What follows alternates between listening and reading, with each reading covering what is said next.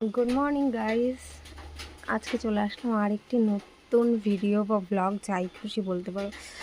বিষয়টা হচ্ছে গিয়ে শরীরটা একটু বেশ ভারী হয়ে গেছে, তার জন্য আর কোনো উপায় নেই। ইচ্ছা না থাকলেও আমার এখন এই ঘুমাতে যাওয়ার আগে প্রতিদিন 30 মিনিটস করে এক্সারসাইজটা করাই লাগছে।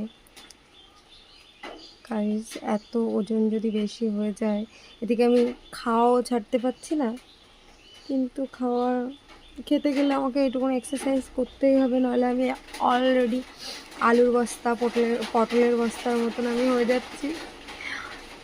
এইটুকুনি এক্সারসাইজ আমাকে করতেই হচ্ছে, ইচ্ছা থাকুক বা না থাকুক আমার এক্সারসাইজ করতেই হচ্ছে। ভাল লাগে না এক্সারসাইজ করতে, কিন্তু করতে হচ্ছে।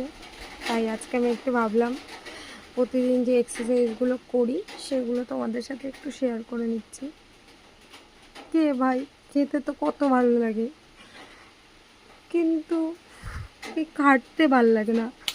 ভগবান তারা ব্লেসড, আমি তো বলবো, যারা তোমরা খেয়েও মোটা হচ্ছ না। আমি তো জল খেয়েও মোটা হয়ে যাচ্ছি, আমি বুঝতে পারছি না কেন।